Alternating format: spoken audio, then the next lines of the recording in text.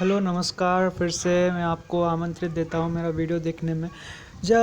मैं जो पहला वीडियो में बता चुका हूँ जो कि कॉन्स्टिट्यूशनल राइट के बारे में बता चुका हूँ। जो कॉन्स्टिट्यूशनल राइट किसके बारे में बताया, वो right of S T S C का क्या क्या राइट है। 5 इम्पोर्टेंट पॉइंट्स, वो 5 इम्पोर्टेंट पॉइंट्स में 4 इम्पोर्टेंट पॉइंट्स, वो सारा डेफिनेशन और different kinds of ruling acts भी बताया था कॉन्स्टिट्यूशनल राइट्स में।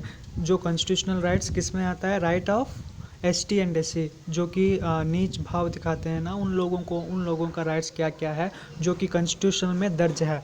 अब पढ़ने जा रहे हैं हम लीगल राइट्स। अब तक हम जो भी ह्यूमन राइट्स में पढ़े हैं, इंटरनेशनल बिल और ह्यूमन के राइट्स और चिल्ड्रंस के राइट्स में, लीगल राइट्स में पढ़े हैं कि different kinds of act promote किया गया है गवर्नमेंट के द्वारा। जो कि गवर्नमेंट प्रमोट किया है वो एक्ट्स क्या क्या है, वो सारा मैं पढ़ के और आपको डेफिनेशन भी, एक एक पॉइंट का डेफिनेशन भी आपको दिखाता हूँ और उसका डेफिनेशन इन डिटेल्स आपको एक्सप्लेन करता हूँ। सो अगर अच्छा लगे तो मेरा वीडियो अंत तक देख लेना थोड़ा, ठीक है। सो लीगल राइट्स में क्या क्या है वो हम आज पढ़ने जा रहे हैं। मेरा पार्ट 1 में खाली मैं कॉन्स्टिट्यूशनल राइट्स, जो कि बहुत इंपॉर्टेंट था, सिर्फ एक वीडियो में वो सारा पब्लिश कर दिया। लेकिन अब लीगल राइट्स में जो पब्लिश करने जा रहा हूँ वो सारा एक्ट्स है, डिफरेंट काइंड्स ऑफ एक्ट्स जो कि गवर्नमेंट ऑफ इंडिया द्वारा प्रमोटेड है। लेकिन ये किस में आता है लीगल राइट्स, ये rights of ST and SC में आता है। पहला राइट्स है protection of civil right act.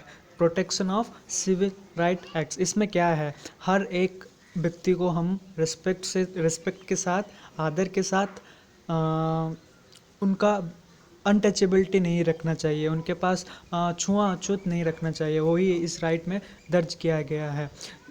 कब लागू हुआ है, ये 1955 में लागू हुआ है। सेकंड क्या बोलता है, scheduled caste and scheduled tribe, prevention of एरिस्टोसिटी एक्ट, जो कि हम रिचनेस दिखाते हैं ना, जो कि हमारा पास मनी है, तुम्हारा पास कुछ नहीं है, तुम गरीब हो, तुम हमारे पास मत आओ, जैसे कि हम बोलते हैं वैसा ही करते हैं। इस scheduled caste and scheduled tribe act में वो आता है।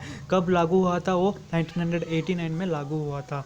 नेक्स्ट पॉइंट क्या है, बाउंड लेबर सिस्टम और एबोल्यूशन एक्ट। इसमें क्या लिखा है, बाउंड लेबर सिस्टम, इसका मतलब है जो धन, उनके पास धन होता है ना, वो लेबर कराता है। जो कि उनके पास पैसा नहीं होता है, उन्हीं से लेबर करवाते हैं। जो कि एस टी एस सी होते हैं, उनको ही इस कामों में लगा जाते हैं।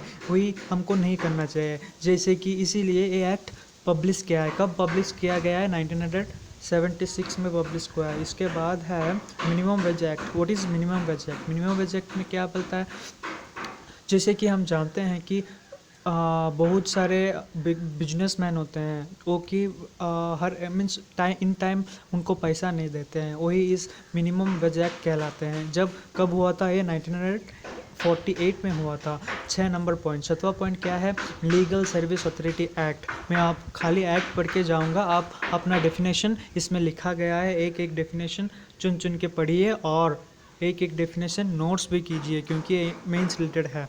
सेकंड, 6वां पॉइंट क्या है, provision of employment and manual services of the rehabilitation act, 2013 में लागू किया गया है। नेक्स्ट एक्ट क्या है, ये बहुत इंपॉर्टेंट है। 6वां पॉइंट बहुत important. It is very important to note down the 6th number point, because I have encircled the 6th number point, which is prior important for mains examination. You should have to keep in mind that what are this act of 6th which has been rehabilitation act, which is promoted by right to article. Right of ST/SC में ये promote किया गया rehabilitation act, वो जो कि newly promote किया गया, वो 2013 में प्रमोट किया गया, जिसको बदलाकर 1993 में बदलाकर 2013 में फिर से उसको लागू किया गया।